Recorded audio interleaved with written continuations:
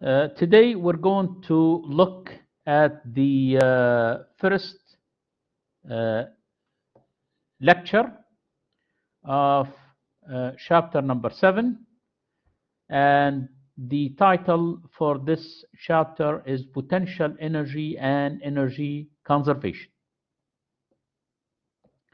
The learning goals for today's lecture: the first one introduced the gravitational potential energy and the total mechanical energy. The second, show the conservation of total mechanical energy when the force of gravity only is doing the work. Third, solve problems using the principle of conservation of mechanical energy. And finally, show how other forces such as friction affects the total mechanical energy. As introductory slide here, you have a duck, and we ask how do energy concepts apply to the descending duck. So we'll basically talk about we already introduced the concept of kinetic energy, where we say it is 1/2 mv squared. Today we're going to talk about the concept of potential energy, and then we'll talk about total mechanical energy. So probably we'll try to deal with things like that. And how the what we call stored energy is transformed from one form to the other. Meaning, today we're going to talk about gravitational potential energy. In the last lecture, we talked about kinetic energy. So how can potential energy transform into kinetic energy?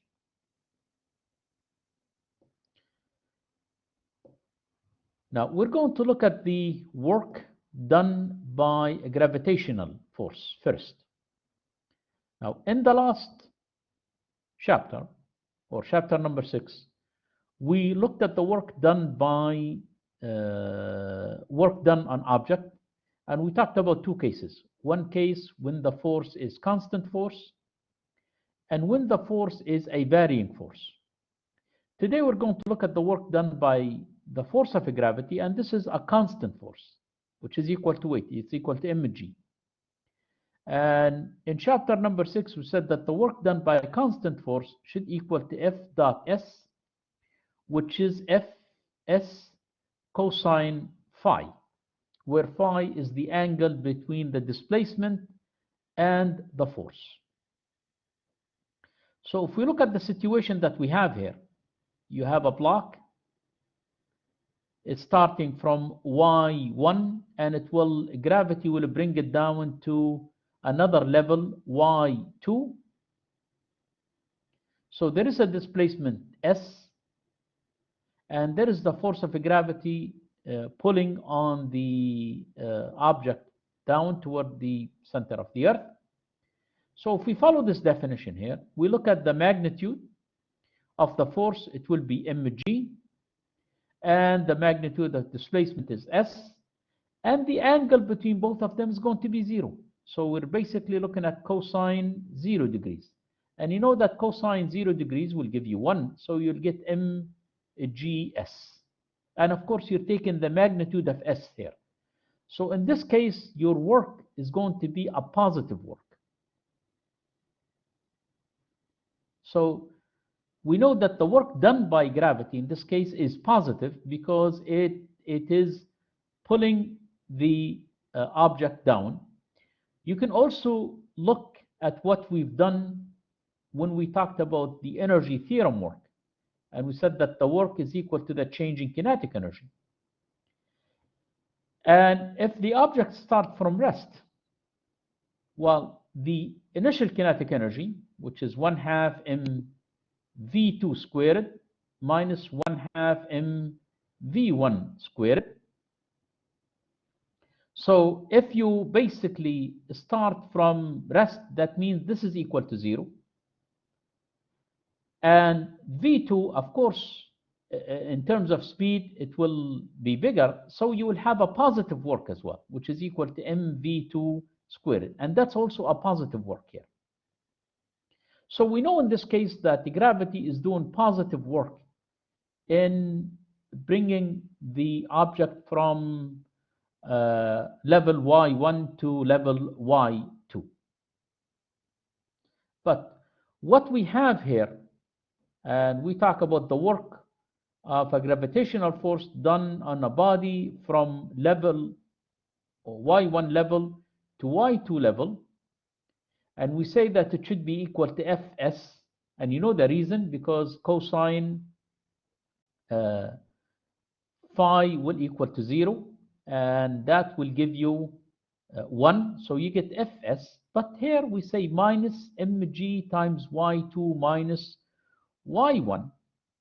And you may ask, well, the work should be positive. Why you have a minus sign here? Well, you know that y1 is higher than y2. So y2 minus y1 will be a negative value because y1 is greater, and that will give you a positive work here. So there is nothing wrong here. But the reason we have a minus sign here, because we want to define something that we're going to call gravitational potential energy. Now, I can use another argument to get this as well. I can say that I know that the work is equal to F dot S, and your F here will equal to minus mg j hat, because the force is pointing down along the, if we choose y here being the vertical direction, and your displacement S as a vector will be y2 minus y1, because you always take the final minus the initial, j hat. So when you take F dot S, you know that when you dot j with j, you're going to get 1. So in this case, you're going to get minus mg times y2 minus y1, and that's the work done. And again, you know that y2 is greater than y1 is greater than y2. So this value here is going to be negative, and you get a positive work. So you can do it this way, and that's what we have here. So if you multiply the minus sign in, you're going to get mg y1 minus mg y2. Now we're going to define, as we did in the last lecture when we defined kinetic energy as equal to 1/2 mv squared, we're going to define here what we call gravitational potential energy, and we're going to define it as mgy. So if I want to look at the work done by gravity here, it will be u1 minus u2. You're always familiar when you want to make a difference, you always final minus initial, and I told you in this book we say 2 minus 1. So I will have to put a minus sign here, and I say it is ug2 minus ug1, and that will give you minus delta u. That means the difference in the gravitational potential energy. So that's basically your work done by gravity here. So we'll say that the work done by gravity is equal minus the change in the gravitational potential energy.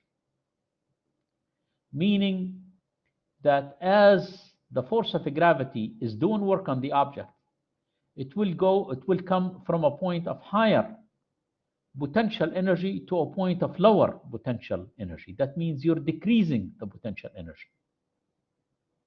But at the same time, you will be increasing the kinetic energy. if we look at the work energy theorem that we discussed previously.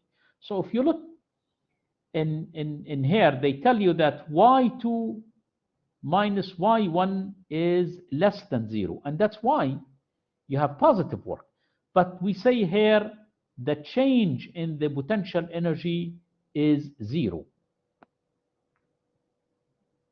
And this is what we have here for the work is equal minus delta U. We're doing this to arrive at an energy associated with position, which we call it gravitational potential energy, and then we want to add this to the kinetic energy to get something that we're going to call the total mechanical energy. So we say here that WF, and F here, that means done by a force, and what we refer as a conservative force. Later on, I'll explain what we mean by conservative force. Conservative force, that means a force that conserves the energy. It does not allow you to lose energy. It will keep the energy constant. And that should give you that the work done by this conservative force should equal to minus delta U. Now,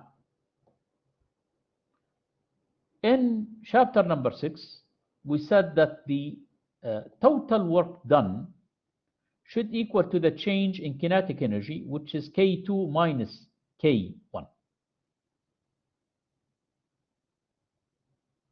So if we look at the case that we have here, and we only have the force of gravity doing the work, so the total work is done by gravity, and that's why the total work here should equal to the work done by the force of gravity. And since the total work is equal to the change in kinetic energy, and the work done by gravity is equal to minus delta U, but the only force that's doing work in this case, it's the work of gravity, meaning that the total work is equal to the work of gravity. This will say that delta K is equal to minus delta U. And delta K here will be K2 minus K1. And you have a minus here, it will be U2 minus U1. So K2 minus K1 should equal to U2 minus U1 minus U2, because you multiply the minus, you factor the minus in. So with minus, minus will give you plus. So what you can do is, you can take this to the side, it will become positive, and you bring this to the side, it will become positive. So what you will have is, you're going to have K1 plus U1 should equal to K2 plus U2. Meaning that the total of the kinetic energy plus the potential energy is not going to change. But right away, you know that U1 and K2, they don't have to be the same value as K2 and U2, but their total should equal to the total of K2 plus U2. Where now we can say that this is equal to E1, and this one here, it's equal to E2. So we define a quantity which is energy, which is equal to kinetic plus potential. So this is what we call the total mechanical energy, should equal to 1/2 mv squared plus mgy. And this is now the total mechanical energy. And when the work is done, in this case with gravity only, then at any point, the total of the kinetic plus the potential is not going to change. It's going to stay constant. And this is when we say what we say conservative. Meaning if U decreases, then the kinetic is going to increase. And if the kinetic decreases, that means the U is going to increase. And that's why in this first slide here, we talked about stored, and in this case, we refer to potential energy, and we said it transformed. So you can basically transform your potential energy into kinetic energy. And this is where we say that the total mechanical energy of the system is conserved. So E1 should equal to E2. And this is where we say conserve a quantity here. That means we say that this is conservation of mechanical energy. Now, usually, if I want to check that, I will look at delta E, because my total mechanical energy should be constant. That means E1 should equal to E2. And if you take the difference of delta E, which is E2 minus E1, that should give you 0. And that's what we have here. And this is when we say that the total mechanical energy is conserved. So we say here, when only the force of gravity does work on a system, the total mechanical energy of the system is conserved. But if there are other forces other than the gravitational force in this case, okay. Now in this situation, the change in the energy is not going to equal to 0, but basically equals to the work done by other forces. So if, and we've done this in chapter number 6 as well, friction always opposite to the direction of your motion, and the work done by friction is always a negative work, and a negative work will basically reduce your energy.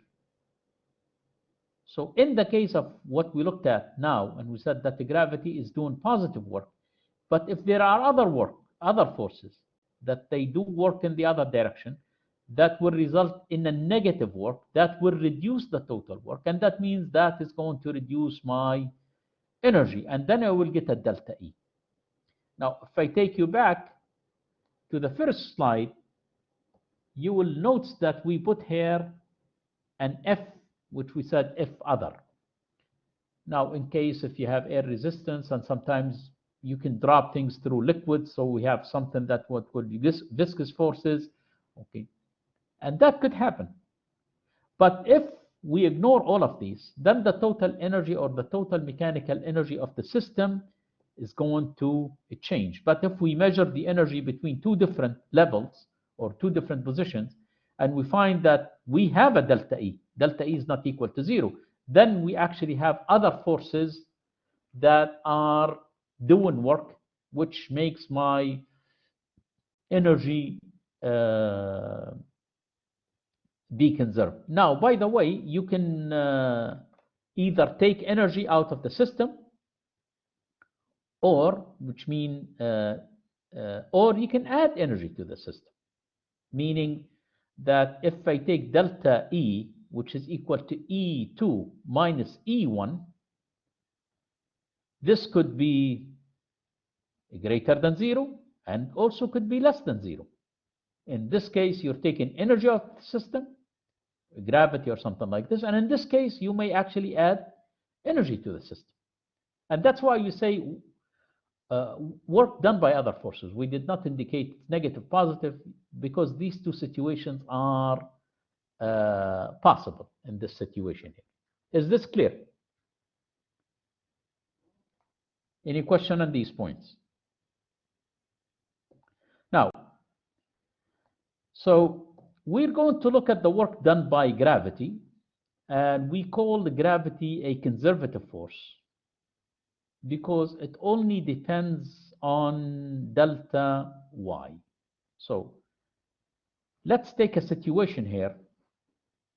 In the initial case, we dropped the block from here to here. How about if I go along this path here? Not this path, the straight one. So again, if you want to calculate your work, you will say that the work is equal to F dot S. We put here delta S to indicate it's the displacement. Now your F will equal to minus mg j hat. But your delta S will have an X component, which is delta xi hat, plus delta y j hat. And if you take the dot product, you know that j dot I will give you 0.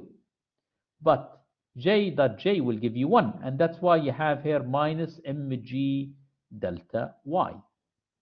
So when you calculate the work here, the x did not make any difference. So it doesn't matter if you actually went straight down this way or that way. You end up getting the same work done by gravity.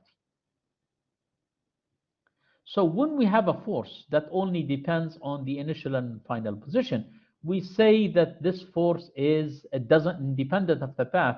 We say that this is a conservative force.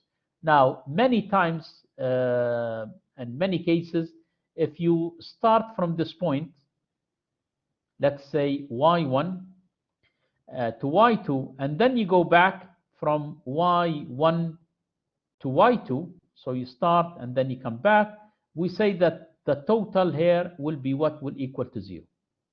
Meaning, if you start from a point and you come back to the same point, then we say that the work is equal to 0, exactly in the same way when we say that the displacement is equal to 0. So if you start from initial position and you come back to the same position, your displacement is equal to 0.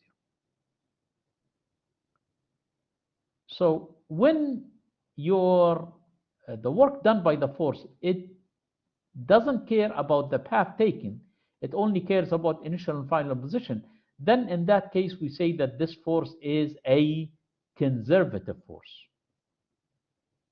So in this case of the work done by gravity, you're still going to get mg y1 minus mg y2. Delta y here will be y2 minus y1. It's always minus initial. And that's why when you factor the minus out, you'll get mg y1 minus mg y2. And that's exactly what we had in the previous slide or slides when we looked at how we calculate the work done by gravity.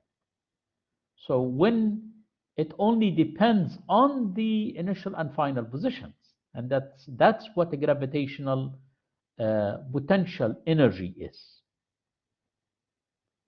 So when you have a type of this force, we call it a conservative force, and a conservative force conserves energy for you, and that's why in the case of a gravitational work done by gravitational force, we said that the energy is conserved. But just for the sake of argument, if you take the friction, for example, and you know that when we looked at the work done by friction, we said that the work done by friction should equal to the frictional force dotted with displacement. And you know that friction is opposite to the displacement always, so it will be Fks cosine 180 degrees. And cosine 180 degrees will give you -1. So you get a negative work, which meaning taking energy out of the system in your case here. But it depends on the magnitude of S here. The longer it is, the more the more energy you lose. So in this case, or this type of force, we say non-conservative force. And a non-conservative force, it's the type of force that basically does not conserve your energy. And that's why here when we looked at the work done by other forces, we included the word here where we say non-conservative. That means they do not conserve your energy. But gravity is the type of the force that conserves your energy. Is this clear? Any question on this? So if we look at what we done in chapter number 6 and we only look at the work done by a constant force, we said that it is F dot S. So when we looked at the work done by the force of gravity, we said it is minus mg times y2 minus y1. And we defined something that we call a gravitational potential energy, which is equal to mgy.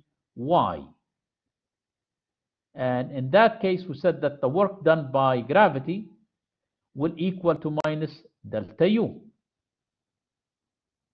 And if I only have a gravity, then the total work should equal to the work done by gravity. And you know that the total work should equal to the change in kinetic energy.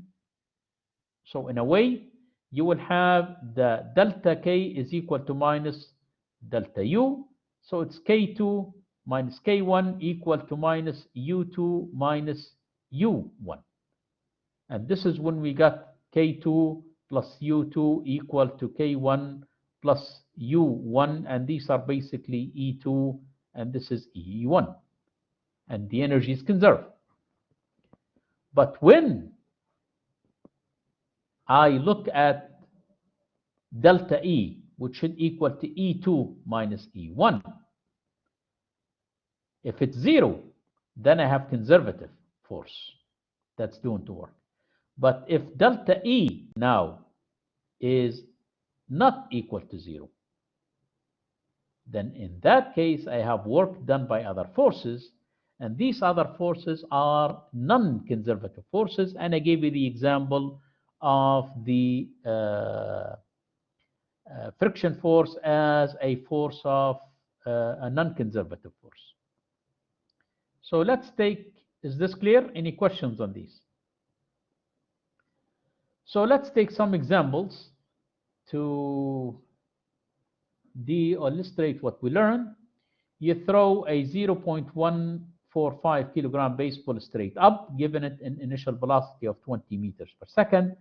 Find how high it goes and ignore air resistance.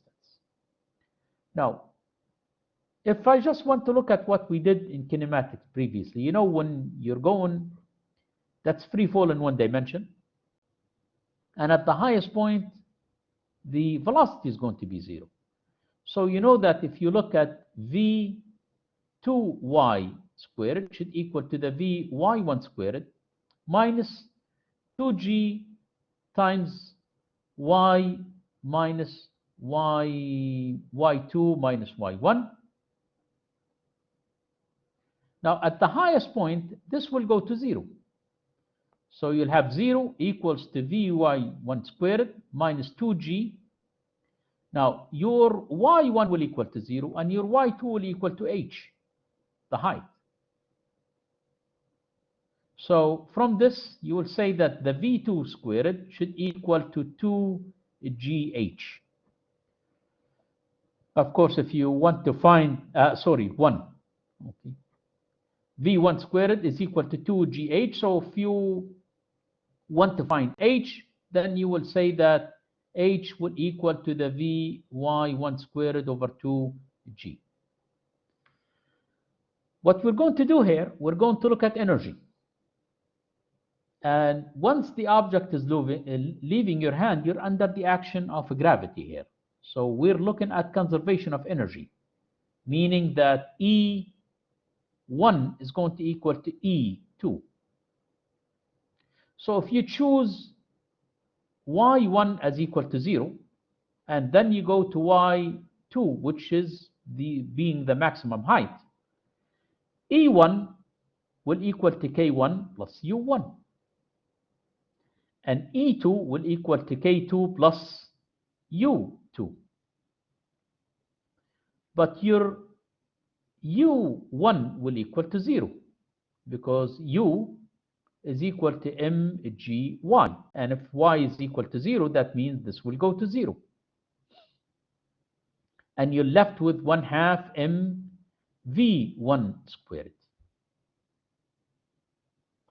Now, if you go to the second situation, at the maximum height, you know that your v2 is equal to 0, and that's why this will go to 0 here. But you will have mgh, because your y2 now will equal to h. Now you can multiply this by 2, and you multiply that by 2, okay. And you can cancel the m from both sides. You will get v1 squared is equal to 2gh, which is the same as what we have here. But we did it by applying the concept of conservation of total mechanical energy. Is this point clear? So this is what we have here. We say that E2 and E1 should be equal. So K2 plus U2 should equal to K1 plus U1, but U1 is equal to 0 because Y1 is equal to 0. K2 is equal to 0 because at the highest point your velocity is equal to 0, and you end up getting mg y2 is equal to 1/2 mv1 squared, but your y2 is equal to h, and that's why you get the h here is equal to v1 squared over 2g. So 20 squared over 2 times 9.8, and you get 20.4 meters. Is this clear?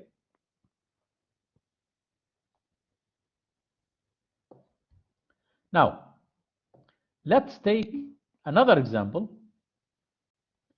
It is the same example that we have, but they tell you here in the previous example, suppose your hand moves upward by 0.5 meters while you are throwing the ball. The ball leaves your hand with an upward velocity of 20 meters per second.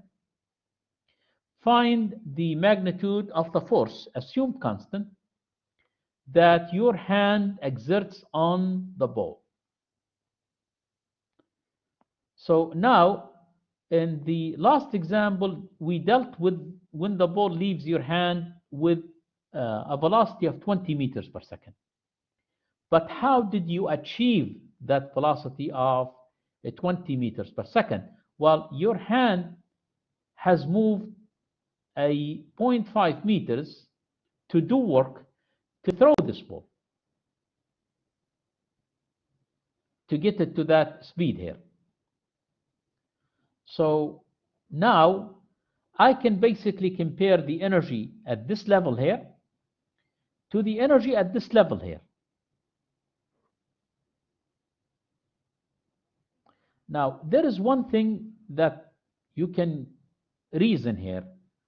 Now, we say that y2 is equal to 0. Actually, in the example that you have before, we say here y1 equal to 0. But to us now, it is y2. That's when it reaches here. We call it 0. But let's, for the sake of argument, I'm going to start from here.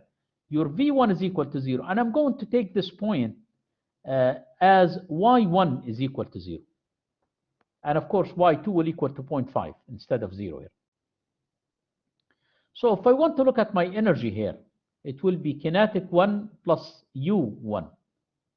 Well, you're starting from rest. So your kinetic 1 is going to equal to 0. And your potential 1 is also going to equal to 0. Because your y1 is equal to 0. But when you come to this point here, you have v is equal to 20 meters per second. So your kinetic energy is equal to 1/2 mv squared. And of course, your y will equal to 0.5. So you have energy here. You start from energy equal to 0, but you have some energy when you get to that point. So if you take E2 minus E1, you will find that now you have a difference. And by the way, this difference is greater than 0. So what caused this difference? It's the work done by other forces. And this is the applied force. And we're assuming here that the applied force is going to be constant. So that's why here we say when I look at my delta E, and it should equal to the work done by other forces, in this situation that I have here, it's E2 minus E1 should equal to the work done by the applied force. So now I'm going to compare 2 points, this point here and this point here. But in this point, I put y2 is equal to 0 and y1 is equal to minus 0.5. But I'm going to make y1 here equal to 0. It's the same thing. And y2 is equal to 0.5 instead, to simplify things, as the argument that I used here. So K2 will equal to E2 will equal to K2 plus U2, and E1 will equal to K1 plus U1. But your U1 is going to equal to 0 because you're starting from Y1 is equal to 0. And K1 will equal to 0 because you're starting from rest. So this will give you 0 energy here. That's what I tried to explain here. Now, you have the kinetic 2 plus the potential 2. And that should be actually coming from the work done by other forces, which is the work done by the applied force. The applied force is up, and the displacement is up. So the angle between both of them is going to be 0. And cosine 0 is equal to 1. And the distance or the displacement here is equal to 0.5. So you have here the F applied. And here you have 1/2 mv2 squared plus mgy2 should equal to the applied force times the displacement, which is 0.5 times 1, where I told you that 1 comes from cosine 0. So it's 1/2 times 0.145 times 20 squared, because we're choosing y2 now is the point where the ball is going to leave your hand, plus 0.145 times 9.8 times the y2, and y2 is 0.5, and I put a half here, and it is the applied force multiplied by 0.5. So you can cancel these halves, 1/2, 1/2, 1/2. So the applied force is going to equal to 0.145 times 20 squared, which is 400, plus 0.145 times 9.8, and you get 59.4 newtons. And now we calculated the applied force that basically allowed us to achieve a velocity of 20 meters per second, and it left my hand. Now, as soon as it leaves your hand, that's it. You go back, you'll be under gravity, and E1 and E2 will be equal at any point. But in this case here, how did you achieve that? You achieved by applying some work, and that's the case when you basically look at the work done by other forces. Is this clear here? And in this case, you're adding energy to the system. Okay. Between when you start up to the point when the ball is leaving your hand. Is this clear? Any question on this?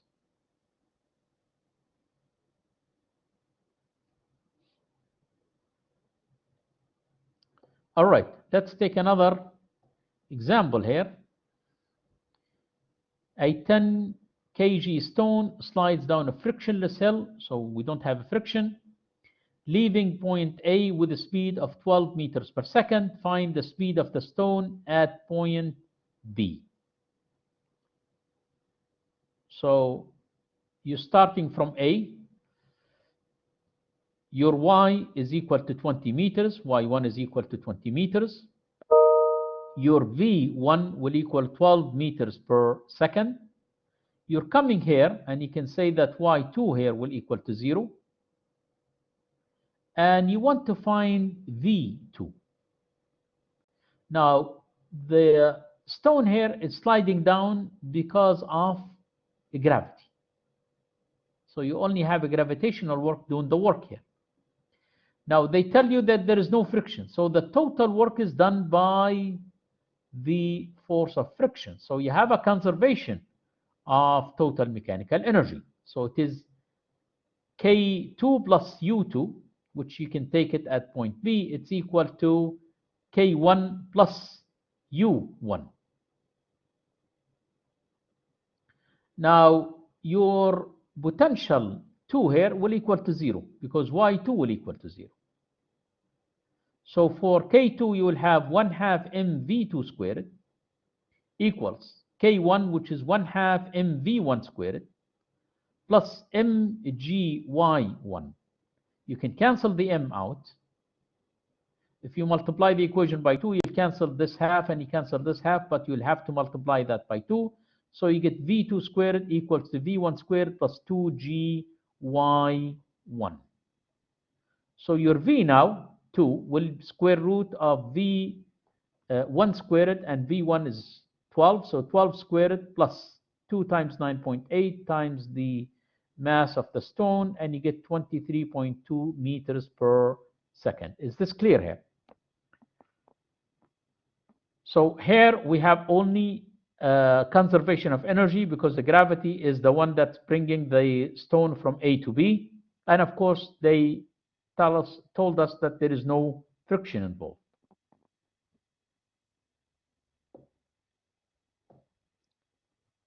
In this example here, in one day, a 70 kg mountain climber descends from the top of a vertical cliff 2,300 meters high above the sea level to the bottom of the mountain at 500 meters. Find the change in the gravitational potential energy of the climber. So they ask a specific question, delta U, the change. You know that delta U should equal to U2 minus U1. Now you're starting from 2,300 meters. That's Y1. So that will give you U1. And you're coming to 500, which is this here will be Y2. This one here will be Y1. So you'll have mg Y2 minus mg Y1. So it's 70 times 9.8 times 500 minus 70 times 9.8 times 2,300, and you get here minus 1.3 times 10 to the 6 joules. So you have a decrease now in the potential energy. Now the units here are joule. I just remind you again that when we talked about work, we said the units of work are joule. And when we define kinetic energy, we said also the units of kinetic energy are joules. And here, when we talk about gravitational potential energy, which is coming from the work, it's also joules. And when we talk about the total energy as well, the units are joules. So that's why here, when we calculated the change in the potential energy, it came in unit of joules. Is this clear? Any question on these?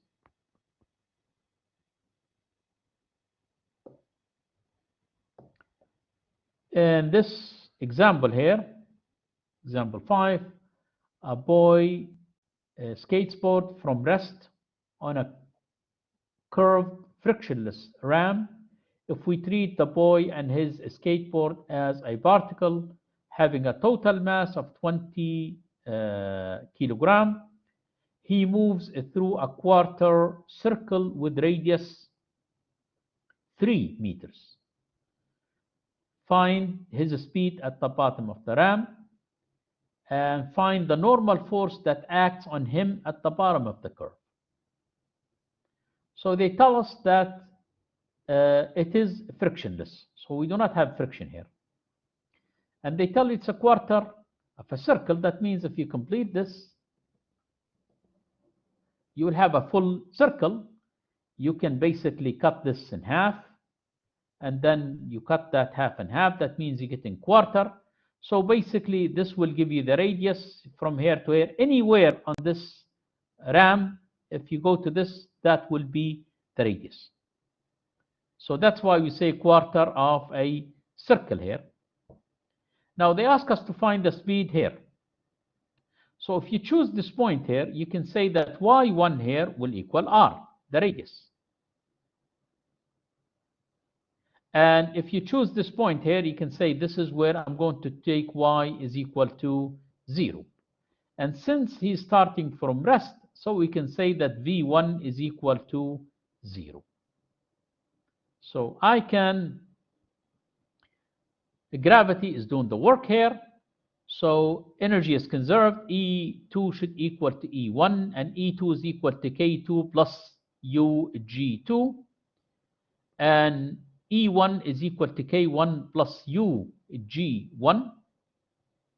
Now the K2 is equal to 1/2 mv squared. But when he gets to the bottom here, we choose Y2 is equal to 0. That's why the the potential energy is equal to 0. So we only have 1/2 mv2 squared. Now, when he's starting, K1 is equal to 0 because he's starting from rest. And K1 is equal to 1/2 mv1, v1 squared, and v1 is equal to 0. Plus the potential, which is mg y1, and y1 here will equal to the radius. So you have 1/2 mv2 squared equal to mg y1. And y1 here will equal to r, which will equal to 3 meters.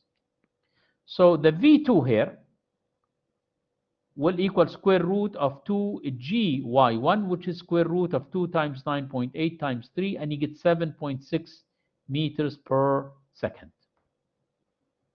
That's the speed when the boy gets here. When he gets here. Okay. So they want the normal force here, how much the curve pushes on the boy. Now, what we learned in chapter number 5, gravity is down, normal force is up, but toward the center here, you have a net force which is equal to mv squared over r. So n up minus fg down should equal to mv squared. So the normal force will equal to mg plus mv squared over r. You can take the m as a common factor. So the normal force will equal 25 times 9.8 plus 7.6 squared over 3, and you get here 726 newtons. And that's basically the normal force that acts on the boy when he gets to the bottom of the ramp. Is this clear? Any question on this?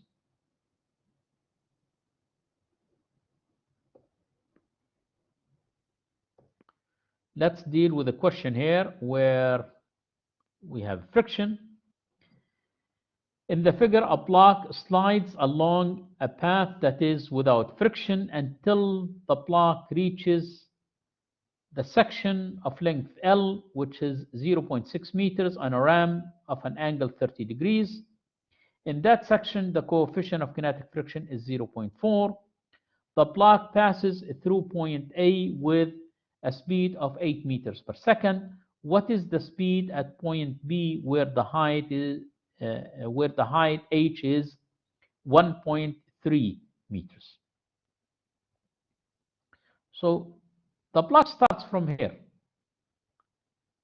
where v is equal to 8 meters per second, and you can choose your y1 here will equal to 0, and it will get to point B here, and you can say, well, y2 here will equal to 1.3, but there is a friction in the way.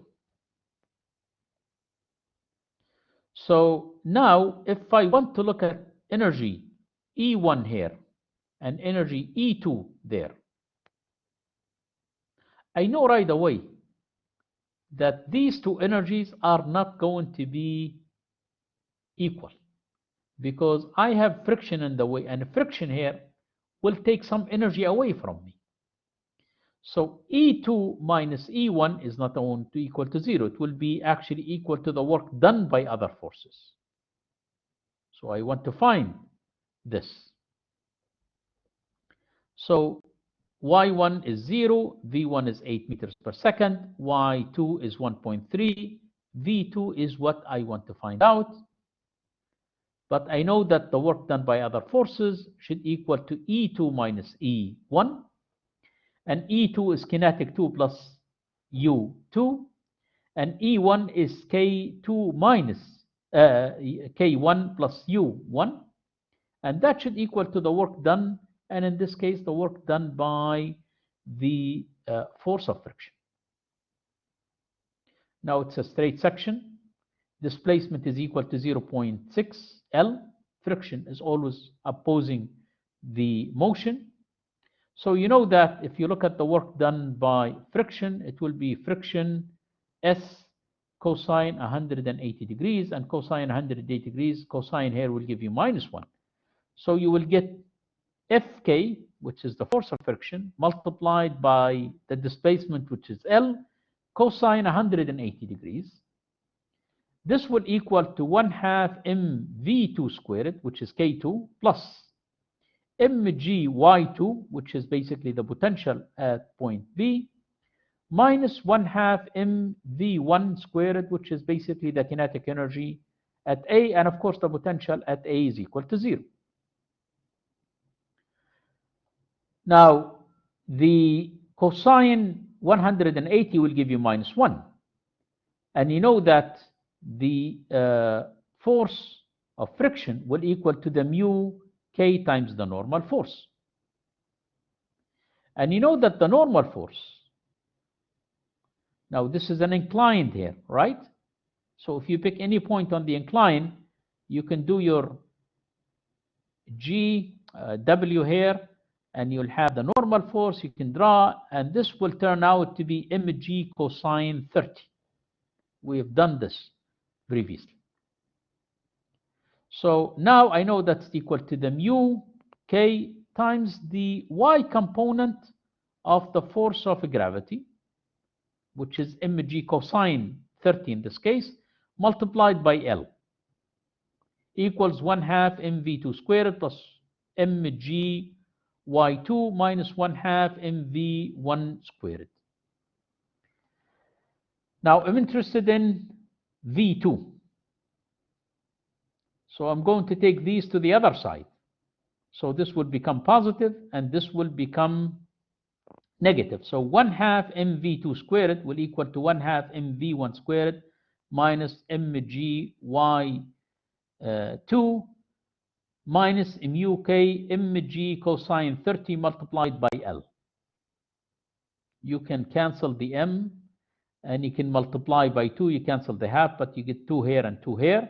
So the v2 will be the square root of v1 squared, which is 8 squared, minus gy2,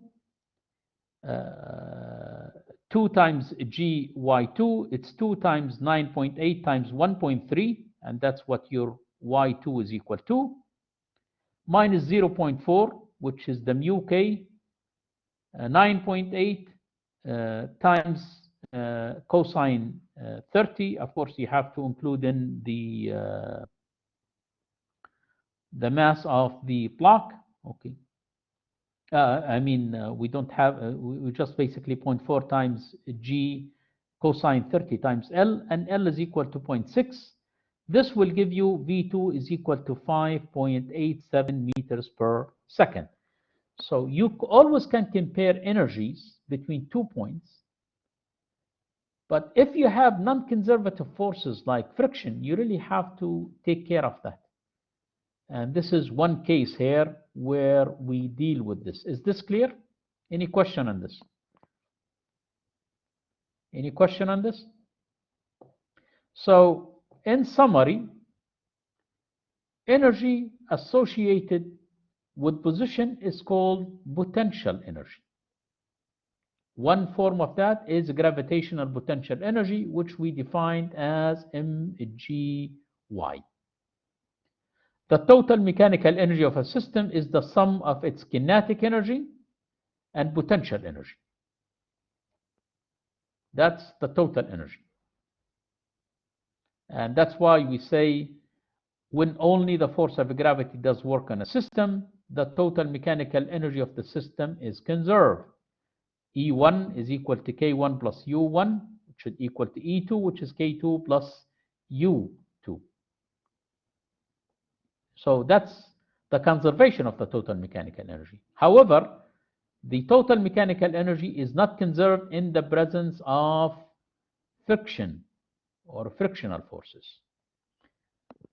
So today we dealt with two cases. One case when you add energy to the system when you were throwing the ball up, you're applying a force, and a case where you're basically reduced your energy because the friction was in the path of your block. Is this clear? Any questions on these?